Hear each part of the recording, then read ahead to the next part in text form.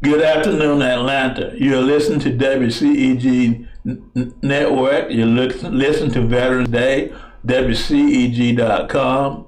Like us on Facebook, follow us on Twitter. You can watch us live on Smart TV at WCEGTalkRadio.com, on YouTube at WCEG Network. We are your worldwide community empowerment group where we speak live into the community. I am Herman Anderson. I'm one of the co-hosts. My other host, Anthony Akins and Gus, is not available today. So I have a guest with me, Mr. Johnny Crawford. I will give you his biology in a minute and he will introduce himself. But again, like us on Facebook, follow us on Twitter, and call in and join the conversation at 1-678-619-1402. And today we are going to have a conversation. We address veteran issues such as claims, disability, entitlements. All of this is what we've been doing on this show for a number of years now. Today, I'm going to mix that with Mr. Crawford's story, which is Vietnam Black Soldier Portrait Project. So let me read you Mr. Crawford biology. Johnny Crawford is a visual storyteller and educator from Jackson, Georgia, where he has documented the human spirit in 45 states and 4 continents for 17 years. He's the founder of Vietnam Black Soldier Portrait Project. The mission of the project is to educate, present, and future Americans about the black soldier in their community that served and died fighting for the civil rights for people in South Vietnam, even though they did not have the same right themselves as Americans. The Vietnam War Black Soldier Project goal is to produce portraits of black Vietnam veterans from 18 states, Washington, D.C. The portrait will represent a visual history to the 275,000 black men and women who served in combat and supply services in all branches of the United States military. 7 years before the project, Mr. Johnny was an award-winning staff photographer for the Atlanta Journal-Constitution. For over 28 years during his tenure at the AJC, he photographed the 2008 Summer Olympics in Beijing, China, the 2004 G8 Summit of World Leaders, the 1996 Olympics in Atlanta, Georgia, Winter Games in Lillehammer, Norway, and 5 United States presidents. And just let me put a period there. Mr. Crawford produced a photograph of President Obama for my wife, and he's a friend forever.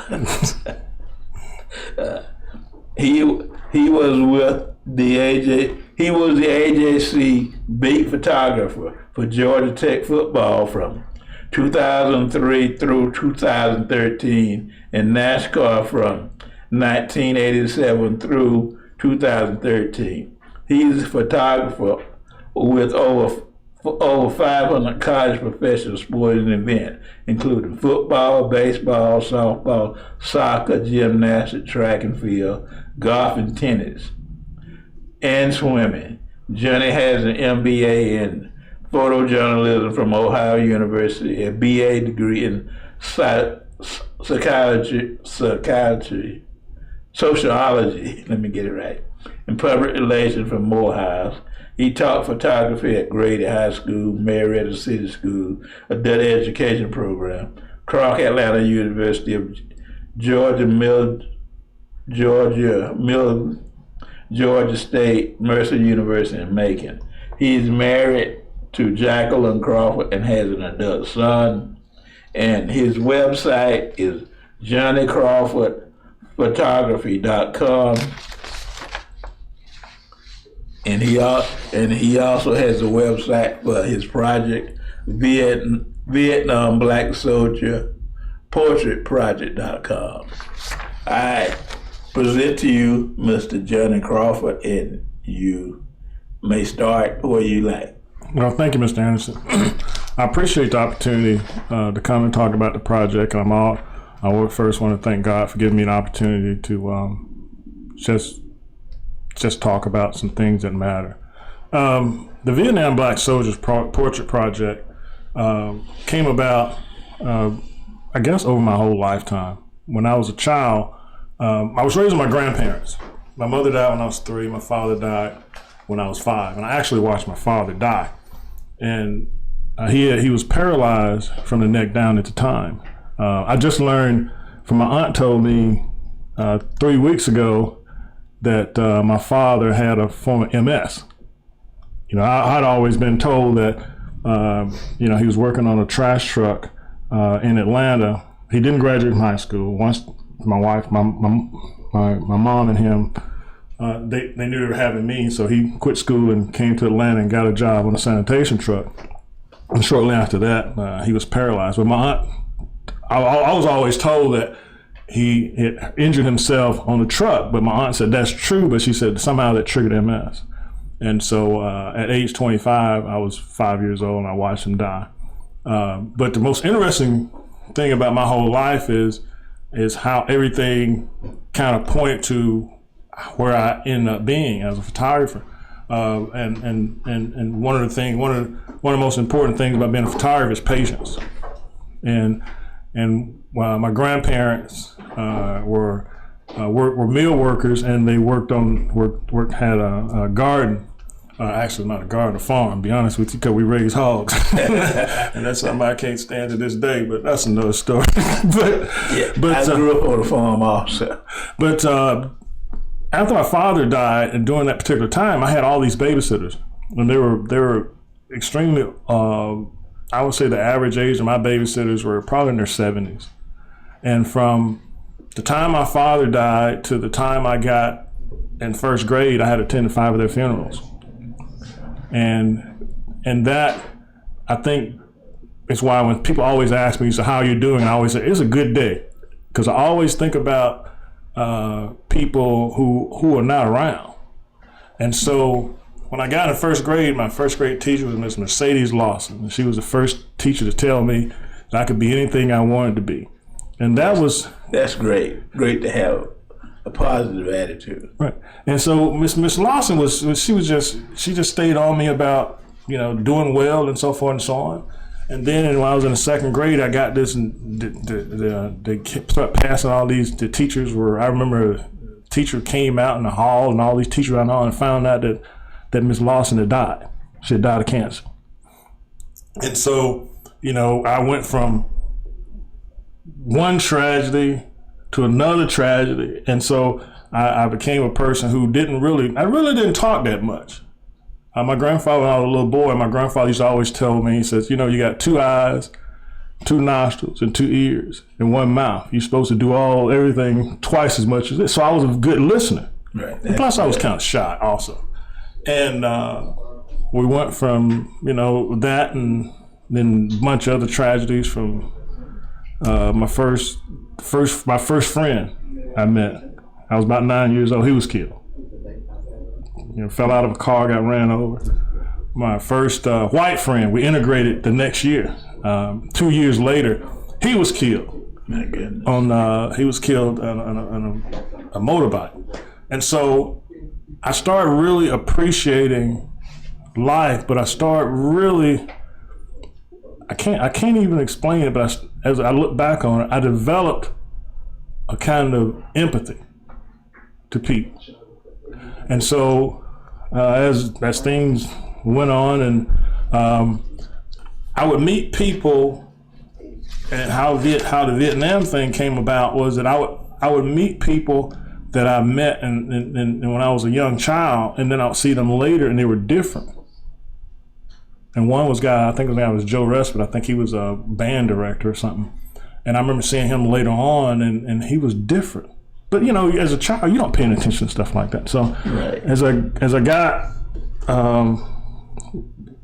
started getting better at getting into my schoolwork and so forth and so on. My granddad used to always tell me, he used to quiz me all the time. He said, what are the two things that every man on earth needs to have a long and lasting life? And he said it was true at the beginning of time and true at the end of time. And because we went to church sometimes 3 Sundays, three churches on one Sunday. I said, God, he said, yeah, that's important. He said, don't you ever forget. He said, the most important thing that every man needs on earth, and it's true from now beginning time. He said, first thing is oxygen. He said, every man needs oxygen. He said, if something happened to you right now, the ambulance call, the first thing I ask you, are you breathing? And he said, the second thing is knowledge. He said, whether you live or die is going to depend on the knowledge of that person's around you. And he said, whatever you do in life, he's a joke. He said, whether you're going to be a good criminal or a bad criminal. He said, all going to depend on how much knowledge you got. He said, good criminals don't go to jail. Bad criminals go to jail. To me, I call that words of wisdom. Those are some good words of wisdom. Yeah, so he was my grandfather was everything to me. And that's how the photography came in.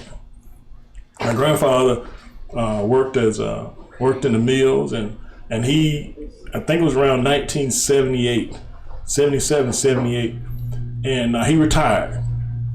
And I had never ever thought about anything about taking no pictures, with the exception of my uncle showed me his camera when he came back to Vietnam. I had never picked up a camera, Polaroid, or nothing. My grandfather's picture appeared in the local newspaper.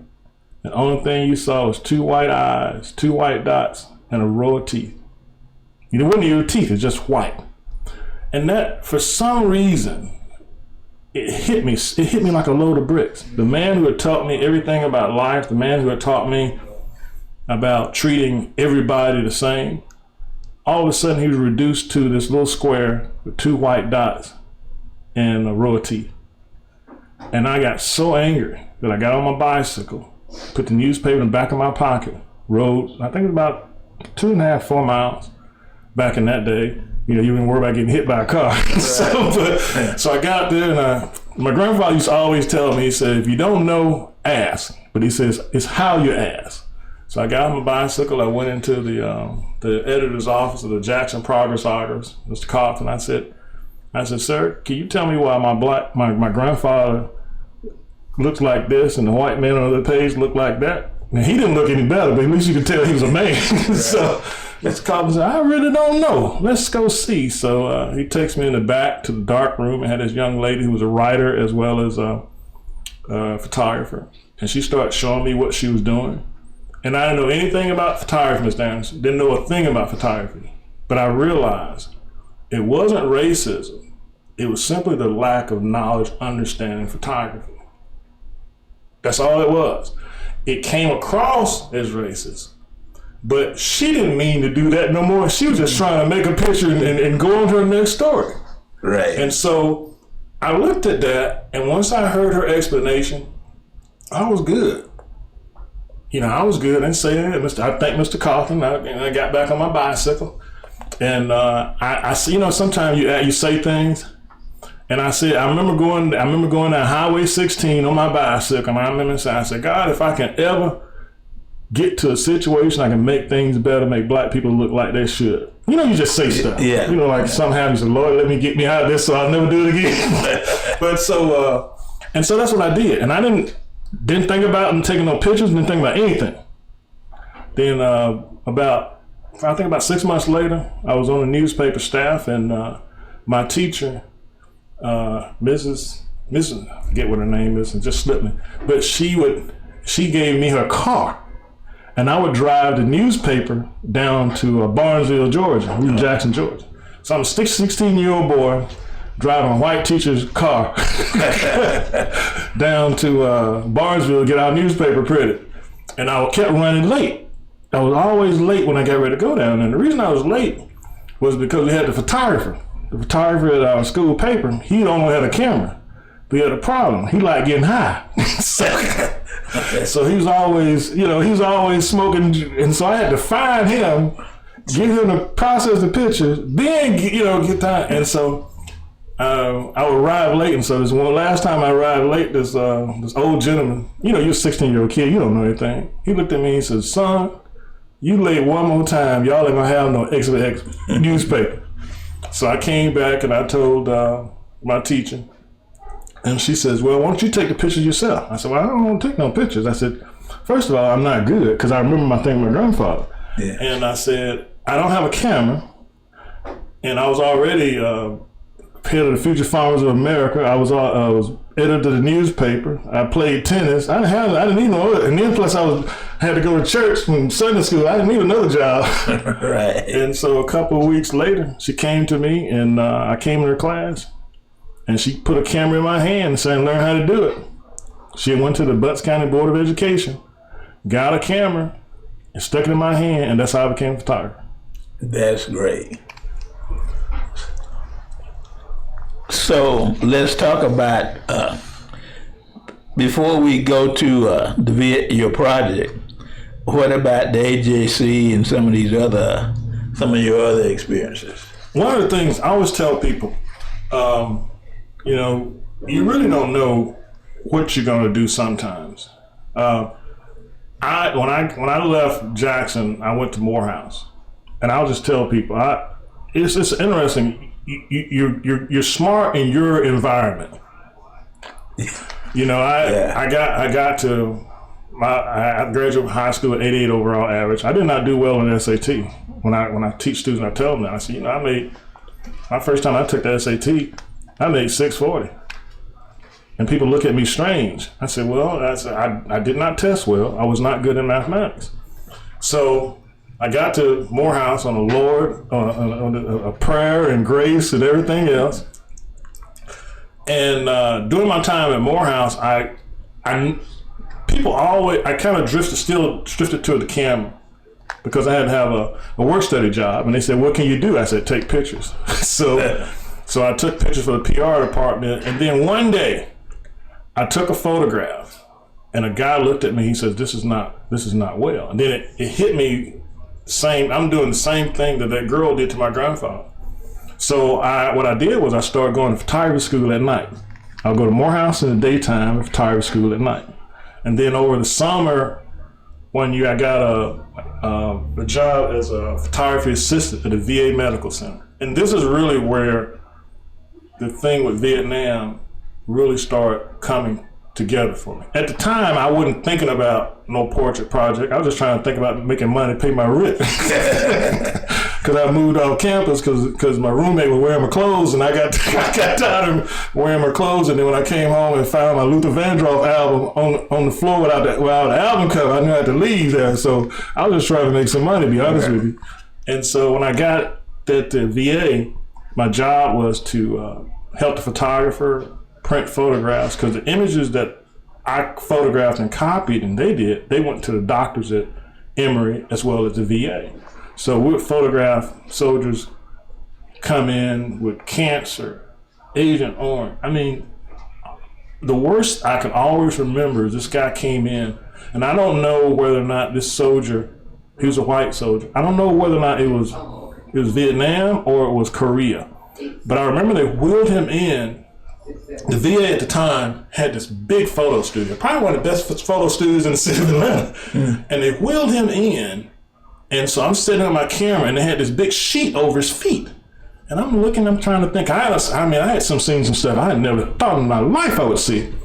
And they took the sheet off his feet, and he had one toenail that was over a foot long and had grown, curved over and went back through his foot. They were always like that. And so I had to photograph him before the operation. Then they bring me in and photograph him afterwards. And I remember photographing this doctor, again, a white doctor, and he came in, and it was first time I ever seen him about cancer. You hear about cancer. Yeah. But this is the first time I got face to face.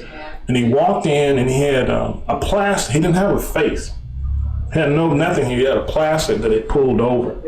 And so they took it off, and the only thing you see was bones and screws and so forth and so on. So I did that that summer, and that was my first really introduction to the portrait, to Vietnam. And then that summer, the next summer, I got a job as a waiter at the Holiday Inn. And I remember our history class, we had to write about something, so I decided to do it on Vietnam. And so, you know, back when you don't know that, you just run your mouth. So there's between the kitchen and the table, or the dining room, that's where the waiters sit. Right. So I'm just running my mouth and talking about, you know, my project, and so, you know, talking about the paper I'm going to write, and, you know, just spewing out information that's as wrong as all get wrong can be. And Nathan walks in, he says, "You're wrong." I said, "What do you mean?" He said, "I was a tunnel rat." I had no idea what a tunnel rat was. Okay. I had never heard the term tunnel rat in my entire life. And Nathan sat down and told me his story about tunnel rat in Vietnam. And I tell you, it hit me so hard. It hit me so hard that I forgot I was working. I mean, he told me about somebody lowering him down by his ankles into a tunnel. And he said, I'll never forget, he said, sometimes there'd be snakes, sometimes there'd be booby traps. He said sometimes, he said he never saw him, but he heard a tiger. I said, "A tiger?" Now I'm thinking about Tarzan, you know, but you're in Southeast Asia. You're right. That tiger is just as common as a dog around here in some places. And he was telling me stuff, and then he told me, he said one time he was on the back of a truck, he was going around, and he said he saw 2 legs sticking out of a snake. I said, "No, you can't." And he did, and he didn't crack a smile. Then it got real. Then he started telling me things that and he told me this, he was telling me, he said, you know, sometimes being a black soldier, sometimes you didn't get ammunition. I said, "What you mean you didn't get ammunition? Everybody got bullets." He said, "No, they didn't." No, that's true. And so that put it on my radar, but it didn't really, it's not something, because, you know, I'm concentrating on trying to get out of school, and that was just one of those things that hit me. And then when I graduated from Morehouse, well, I wouldn't graduate, a year before I was getting ready to graduate from Morehouse, I applied for, you know, I had student loans like everybody. Right. And I applied for jobs, Mr. Anderson, and internships, and everybody turned me down. And so I had gotten 5 rejection letters from the Washington Post, New York Times, LA Times, Miami Herald, and the Journal-Constitution. You know, my granddad's always go big, so, and they all sent me a big rejection letter. So, and you know, I sit down, and what I always do is, when I want something, I do as much as I can. You know, I went to photography school, and I did everything I could do. And then that night, I had all the rejection letters on my bed, and I just prayed to God. I said, "Lord, you know, I've done all I can do." You know, and I tell people this story, they think I'm lying. On one of the rejection letters, and her name was Colleen Keller. She was the intern director for the Journal-Constitution. And Mr. Anderson, I swear, I turned around and looked like her phone number was coming off the page. Man, goodness. I tell my students that, they look at me like I'm crazy. I swear to you, it looked like that number was coming off the page. So that next day, I called her up. I think it was like 10 o'clock in the morning. I said, "Miss Keller, my name is Johnny Crawford, and I'm applying for an internship." She said, "Didn't we send you a rejection letter?" Well, she didn't say it quite like that. And I said, "Well, I don't have it in my hand," which is true. It wasn't in my hand, it was on the bed. And she said, she talked to me probably about 15 minutes. She said, "Well, if I can ever help you, give me a call."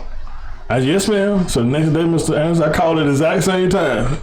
I did that for about 5 or 6 days. It got so bad, she knew I would call. She would say, "No, we don't have another internship, and I'm pretty sure the guy who got the internship gonna keep it." And then one, I think it was on the 7th day or 6th day, she picked it up. She said to me, and I never forget this, and I tell my students this. She said, "I'm gonna tell you there's not gonna be an opening. You gonna call, you gonna say yes, ma'am. You're gonna call again tomorrow." I said, "Yes, ma'am." She said, "Come on in. You got an internship." And I got an internship at the Journal-Constitution, and I was the first person to get an internship at that paper without having 5 years experience.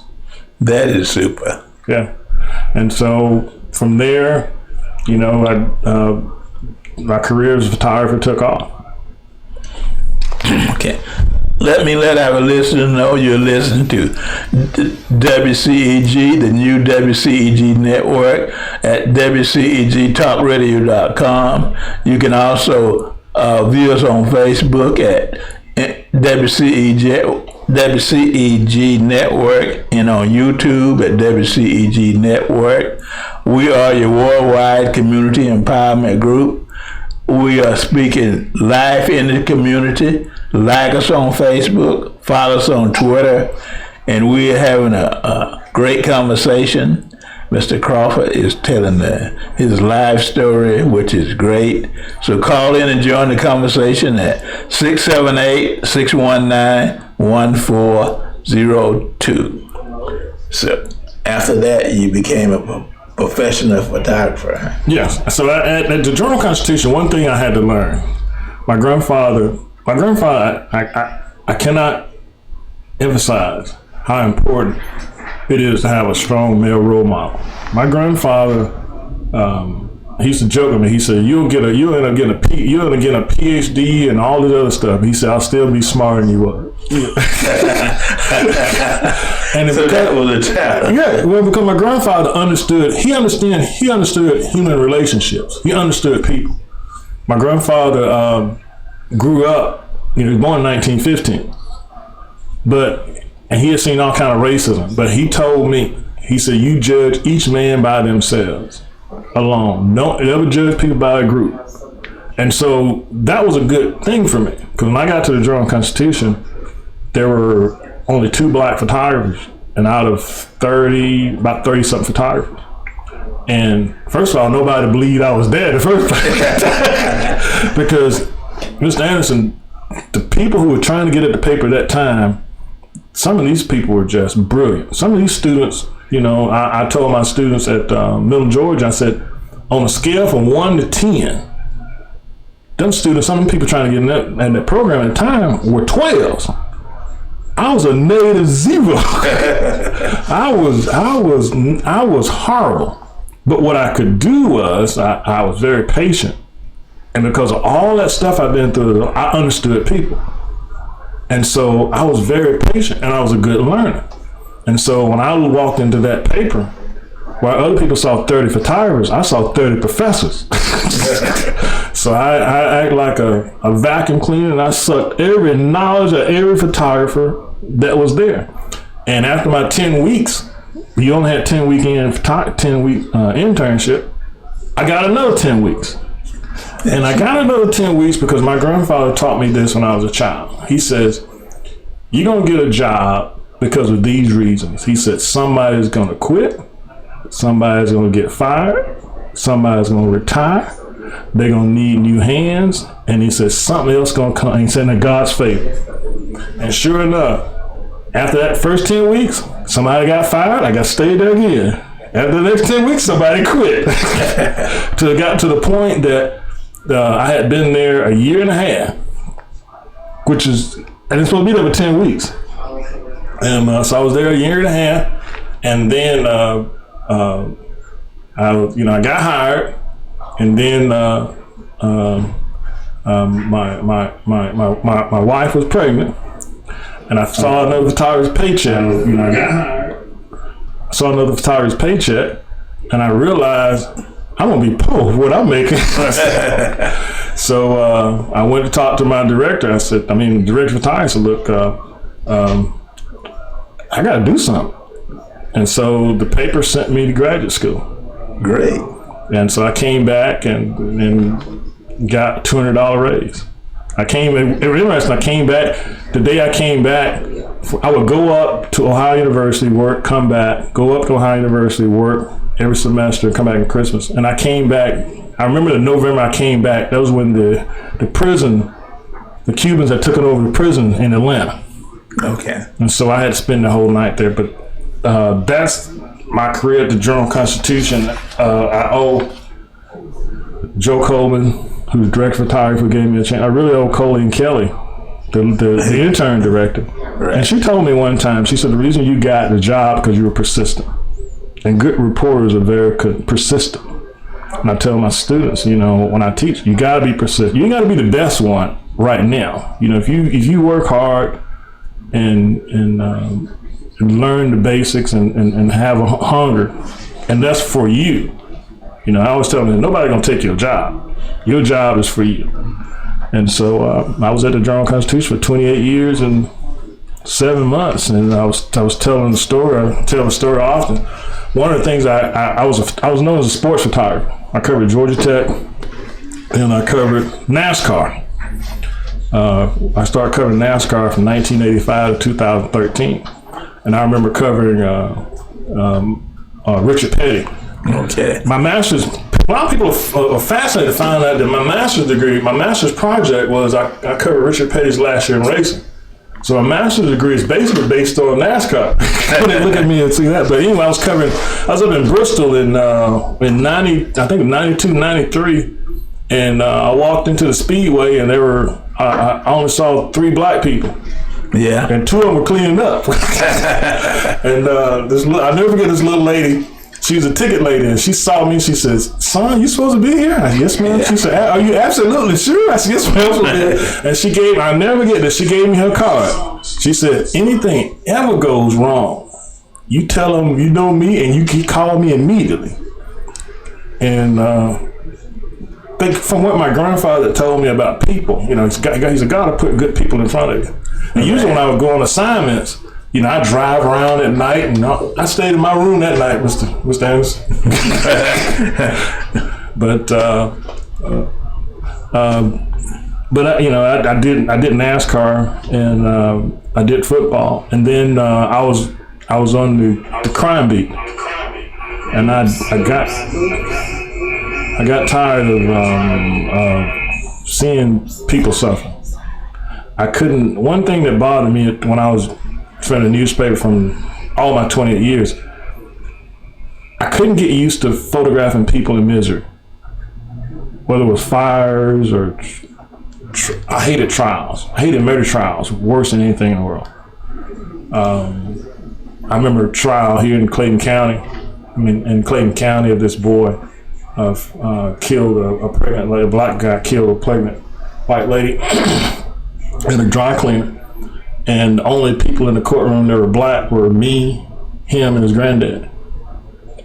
I remember the boy who took, I think it was a machine gun, I think it was a MAC-10 back in early 80s in East Point. We just called it Little Vietnam, which interests how Vietnam comes around. Yeah. We call it Little Vietnam because it was so bad back in them days. Yeah. And I remember this boy took this machine gun just trying to be a part of this gang and shot in this house and killed this 14-year-old girl. And I remember in that courtroom, there was 3 black people. No, it was 2. Me and him. Yeah. And so that bothered me. So, go ahead. I want to let you keep going, but that add to the image of Vietnam, because in any major city, if they got a bad area, they're gonna name it Little Vietnam. and going back to that story is kind of funny, because during that time in the early middle 80s, the fire department would have fires or shootings, and photographers wouldn't go. But I went. I remember we had this older photographer. He's deceased now, and came across a scanner. It was a bad fire, East Lake Meadows, and of course that was Little Vietnam, and so I got my gear and I'm running out the door. He grabbed me by my arm and said, "What are you doing?" I said, "I'm going to fight." He said, "That's Little Vietnam. You can't go there." He said, I said, "I'll be all right." So I went out there and I photographed the fireman. I'll never forget this little old lady, little black lady. She had a garden. She had outside.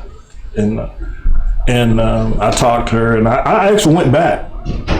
I mean, I used to go to Perry Homes and all these places, and when they asked me to look for what we call feature pictures go in the newspaper, that showed, it was a pretty day or cold day, or they didn't have any news, they just need a photograph. Yeah. So I would go to some of the poorest areas in the city of Atlanta, and then I would go to some of the poorest areas in the county, and then when I got time, I would go North Georgia, South Georgia, farmers. I would photograph people that I grew up around. And it was a thrill to me because I knew it meant a lot for them to get in the newspaper. At the same time, I'm thinking about my grandfather. Right. And in 2013, there was a case in DeKalb County. And what had happened was that these parents had killed their child and they put the body in a trash can and burned it. And I remember I was going to get that case. And I prayed to God, I said, Lord, please don't let me have that case, please. And I didn't get the case. I got laid off. So you gotta be careful what you pray for. Yes. One other thing before we delve into this is the presidents. I know you took Obama because my wife got a picture. What about some of the other presidents? Yeah, well, funny story about President Obama. I was covering President Obama in DeKalb County. It's the first time he came and he was speaking, went to this little this preschool. And so I was taking it, this picture appeared on the front page of the Journal-Constitution at the time. And it's a picture of a little white girl looking at him strange.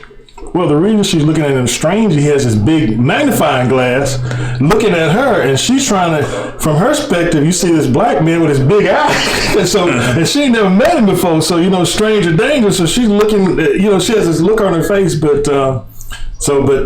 and I photographed that picture that day, but what happened next is even funny. I had a kidney transplant in 1993, so I've had 26 years of a transplant. And so one of the things about having a kidney transplant and the medication on it makes me sweat. So he's in this auditorium and I'm close up to him and Secret Service all around. And all of a sudden I got on this sweater and this coat. And Mr. Anderson, I started sweating. I mean, water was pouring off me. And so I know he noticed it because he's looking down, and I'm looking over and see the Secret Service guy talking to his microphone. I look up to another guy and I see the dude with the machine gun. So I calmly in front of I'm down below him. I take off my coat, take off my sweater. I always keep a towel myself off, took out my bottle of water, drink some water. Everybody's standing around. And I wiped myself real down and then picked up my camera. And then I looked over the Secret Service guy. He dropped his, he put his microphone down. So I guess they said, he's not a threat because they already got your stuff anyway. And they already knew I had a transplant. So, but I photographed President Obama. I photographed President Bush when I did followed the G8 summit in Savannah. That's where I got a chance to photograph President Bush, Putin, Helmut Kohl. I forget who the British guy was, but all those leaders. One of the most interesting things about photographing stuff like that was that you see the pecking order. Yeah, the pecking order is amazing on the world stage. At that time, President Bush was not doing too well. So only the British prime minister was close to him, and the Japanese, everybody else was like, nobody else wanted to get a picture with him. Which is so funny because they were all, and then when they got to where they were supposed to be, the weirdest thing happened. Something dropped or something. And see, each one of these guys, Secret Service guys, reaching in their pocket, all of them looking at each other. And that was hilarious because they were trying to protect their guy. But that's another. But I've also, I photographed President Carter when he started building the houses. I think President Carter is probably one of the most amazing people. I think he is. But he didn't at the time. He didn't like photographers. It's a known fact. But I had to photograph him at his home in Plains, and he was so good that he could hit a click of the camera and would stop talking because he wanted to catch his mouth. So what I did was I had one camera here and I had the other camera behind me, and I just kept clicking and clicking until he just totally ignored me. But I also photographed President Bush. I did Bush 1 and 2. And President Clinton, when the Olympics came in '96, opening day, my job was to hang with President Clinton all day. So I was with. So that should have been interesting. It was. I tell people, I said, I remember this guy who was a hard, could not stand Clinton. He talked about him like he was a dog. But Clinton had a way of just like President Obama, President Reagan, once you met them, they were so personal. And after that guy shook his hand, he was singing his praise. I said, ain't that amazing how you get switched. But those are some of the presidents I photographed. All right. So let's talk about the project. How did you get started on that? You kind of gave us a background. What pushed your button to really do it? I think one of the things that really hit me was when Ken Burns did that Vietnam video project that came on television. I thought I knew a lot, but when I started seeing they were talking about some of the things they were going through, and the rebel flags and that stuff, I covered NASCAR. That didn't bother me, but I understood how it could at certain points. Then some of the other things they were going through, and then I heard Johnny Miller. Johnny Miller is a veteran at Cascade United Methodist Church, and Johnny Miller talks about it tells a story about him taking Hill 875. I didn't know anything about Hill 875. I didn't know anything about that. That's the Vietnam veteran. And Johnny tells a story that he's leading the squad and he gets hit in the chest, and so he's bleeding, and then he can't get any. The medics can't get there, and then in the midst of all that, he gets hit by a friendly fire bomb. His legs all messed up, and for 3 days. And so after I heard Johnny, and then I got a chance to. Her name is Elizabeth Allen. I think it's Elizabeth Allen. She's a nurse, and I heard her story. And I said, because my original, and I tell people that, I said my original thing was to do black Vietnam nurses. The problem was I couldn't find any. I just couldn't find any in the metro area. I made contact with some people that were going to give me some names, but that never fell through. And then I finally found one person, and she was sick. So I decided I couldn't just wait for nurses, so I just started doing veterans. So the project started. I photographed veterans at Cascade United Methodist Church. And then I photographed, I spent 2 days photographing veterans there. And then I went to Macon and photographed veterans at Macon. The reason I did it at Macon was that I had established a relationship with the Tubman Museum. The Tubman Museum is one of the biggest black museums in the country. Most people don't know anything about it in the South. What's the name of it? The Tubman Museum. Tubman. It may not named after Harriet Tubman. Okay. It's dedicated to Harriet Tubman. And I did their first series of black and white portraits on black people from Macon. Matter of fact, the mayor here that's behind me, that's C. Jack Ellis. He's the first black mayor of Macon. And he's just so happened to be a Vietnam veteran too. That's great. So I got a series of portraits down there. And so when I told them about my portrait idea, they welcomed me. And so I photographed veterans in Macon because the museum's in Macon. I wanted people to come to the museum. Right. So that's what that is. Okay, let me read your mission and vision for this project. The mission of the project is to educate present and future Americans about the black men and women in their community that served, suffered, and died fighting for democracy and civil rights on behalf of the people in South Vietnam, even though they did not have the same right themselves.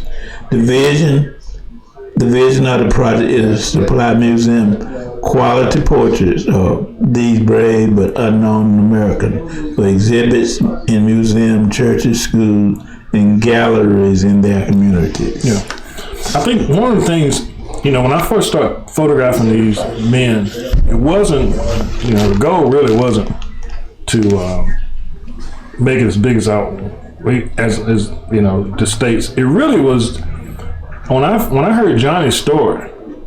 I'm saying it's a shame that people don't know what this guy went through. And then you hear a story worse than Johnny's. Okay. Like, and then you the tone rats. Right. And then you think about, okay, these guys went through this. A lot of these guys were 18 years old, 19 years old, and there were some say they were younger. And we're talking about the 60s. So you're going to fight for people to have the right to vote, to choose democracy over communism.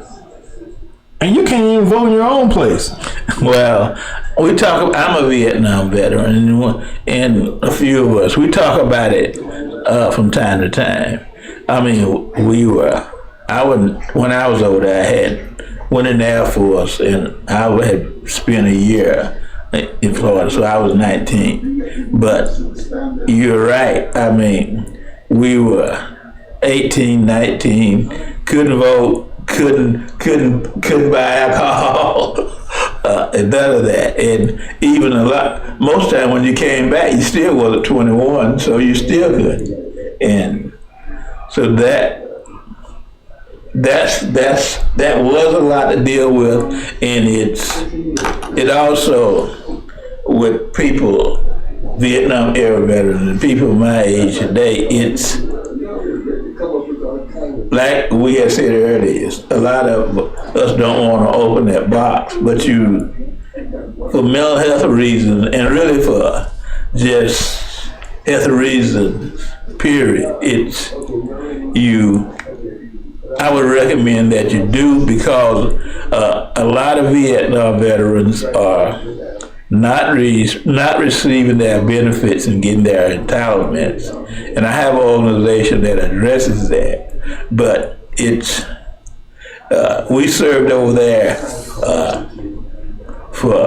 you qualify if you served in the military for 1 year. But you have career veterans, and you have career people that spent up to 30 years in the military and are disabled and are dealing with mental issues and are not receiving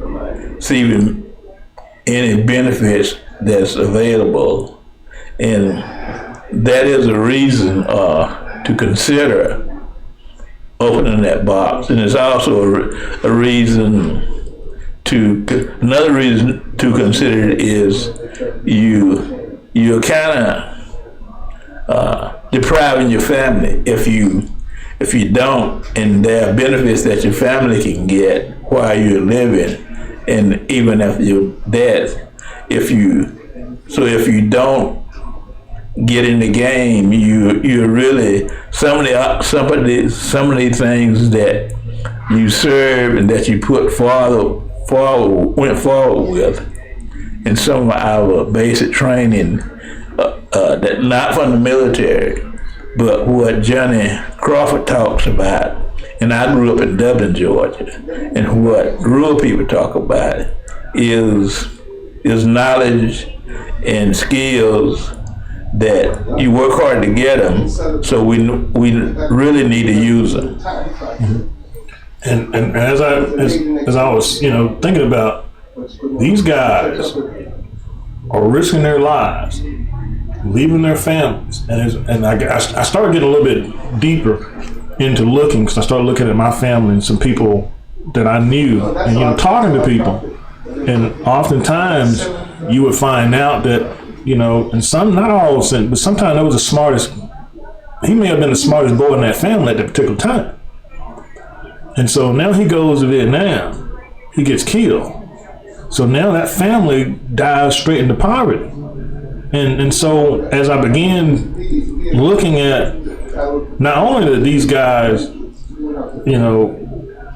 first of all, heroes in the manner that they're fighting for somebody else's rights, but then when it comes out that McNamara knows they couldn't win the war, and they're still sending people over there. So for me, that was something that said, these people need to be recognized. And the way that my project works is in Georgia, every veteran that I photograph, they get a copy of the portrait. They get a copy of it, and then they get a digital file. You know, it's for whatever they use, whatever they want to use it. And as I started looking, I said, and what I want to do is, I'll shoot those portraits, and those portraits stay in that community, so that you can see that Mr. Johnson or Deacon Johnson, that you all always knew as Deacon Johnson, but Deacon Johnson may have been a sergeant in Vietnam, and may have rescued some people. Deacon Johnson may have a Purple Heart. You don't know because Deacon Johnson don't talk about it. Or, you know, the guy that runs in the grocery store, or the janitor that sweeps up in your school. This guy's a war hero, but because he served in Vietnam and he's black, you may not know who he is. And so those are the people that you know, I'm looking for. Now, of course, you know, if the Colin Powells, you know, that would be great. But most of the time, you're not going to get those people.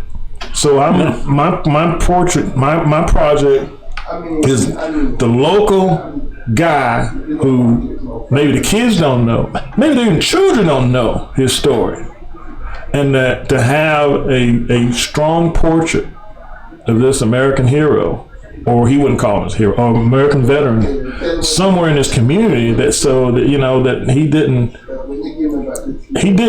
serve for not serve for nothing. And that's, I don't mean it in a negative way, but I want somebody to know, look, you know, these guys, when you talk about war, these are the people that fought, not the politicians. You need to see who these people are and what happened to them. So that's the part of the project. Well, no, I'll get with you because I talked to you about it. But as we were sitting here thinking, my wheels are kind of turning. I grew up in Dublin, Georgia, and I just saw in the Atlanta Constitution last year that there's a museum down there, and they went back and identified, I think it's about 18 or 19 black soldiers that were not in the museum, and put them in there. And there's one particular person that's a member of the American Legion down there. I'm going to do some more research and delve into it.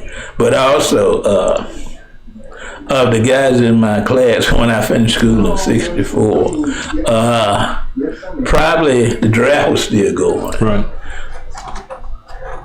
Probably every one of us got drafted except maybe one or two. Right.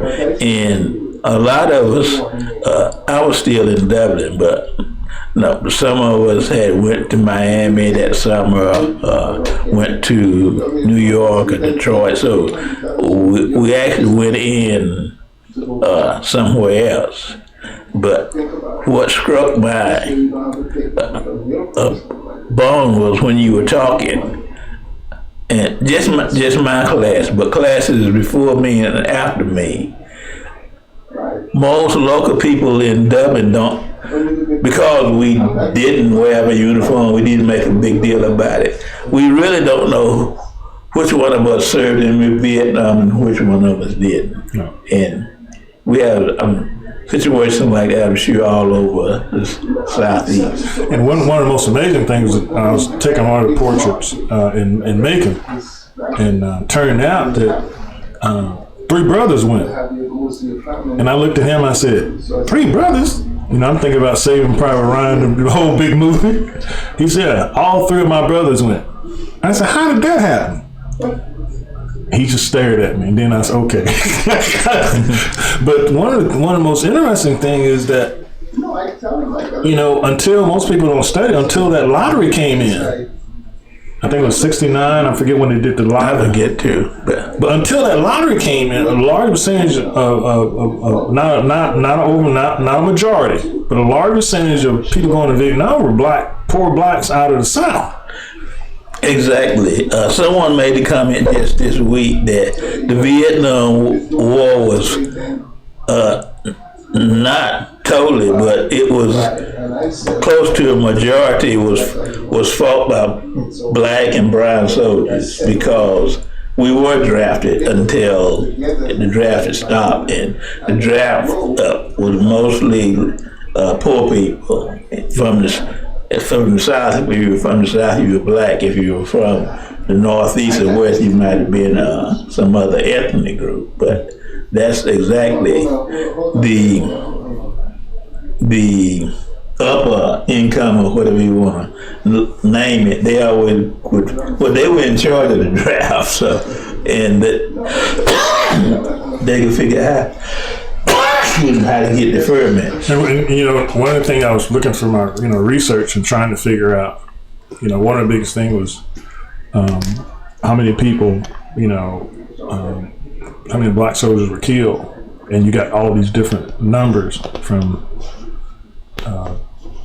I think it's 7. I forget my book. I got it 7,000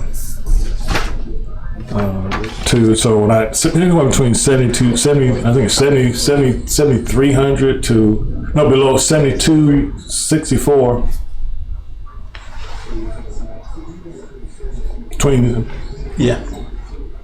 7,200 and 7,300 soldiers. So one of the biggest things from that project was trying to figure out not only how many people actually, black soldiers were killed, but to your point, a large percentage, the numbers I found was like 12% of the soldiers that served in Vietnam were black, and there was a total breakdown, but a large percentage of those soldiers were poor, came from poor whites, a large percentage was poor whites. So one of the things was because these people were taken out of their communities and were not there, so you had a lot of kids left, no fathers. And when you don't have a father, I always think about my grandfather, because if you have a strong male role model, your life can turn out different. So. Well, we're going to take a short break, but in my family, I'm the oldest. I went in the Air Force. I got a brother that's 2 years younger than me. He went in the Air Force. I got a brother that's 6 years younger than me. He went in the Army. Then I got 6 brothers, and the 4th one went in the Army. I was out by then. But when I was in Vietnam, they were getting ready to send my brother next to me to Vietnam. My mother intervened, but yeah, it's usually if your mama don't intervene, it happens, and